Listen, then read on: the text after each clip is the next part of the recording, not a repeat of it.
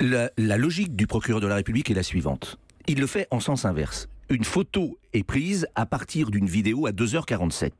Il se trouve effectivement qu'à 2h46, Nordal Lelandais coupe son téléphone et le met en mode avion.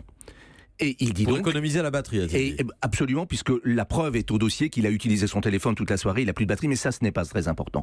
Donc il en déduit que l'enfant a été enlevé à 2h45. Il oublie seulement qu'à 2h45, l'enfant est avec ses grands-parents. On a une foultitude de témoignages, ce qui signifie que en 2 minutes, l'enfant aurait été enlevé et se trouverait à 800 mètres de là. Mais il y a beaucoup plus que cela. Non, ce n'est pas possible. Si. On est sur un parking où des tas de nombreux invités quittent le mariage. En voiture, pour faire 800 mètres, il faut 1 minute. Et enlever une enfant. Très bien, je vous l'accorde. Allez, je veux bien vous faire reste de droit selon notre jargon sur ce point. Mais expliquez-moi comment l'enfant est vu à 3h. Expliquez-moi comment l'enfant est vu à 3h10. Le procureur l'a dit, il y a 2 témoins qui disent l'avoir vu après 2h45. C'est absolument faux. C'est faux. Et je le dis ici sereinement, qu'est-ce qui est faux ? Les yeux dans les yeux, il n'y a pas 2 témoins.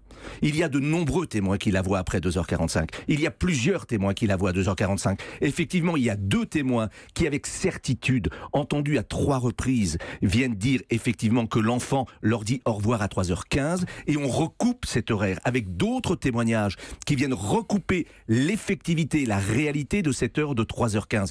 Et ce ne sont pas des amis de Nordal Lelandais. Ce sont des membres de la famille de cette petite fille. Ce sont les affirmations de la maman même de Maëlys qui confirment cette heure de 3h15. Et ce ne sont pas, je tiens à le dire, des personnes avinées, des personnes isolées comme semble l'avoir insinué le procureur de la République.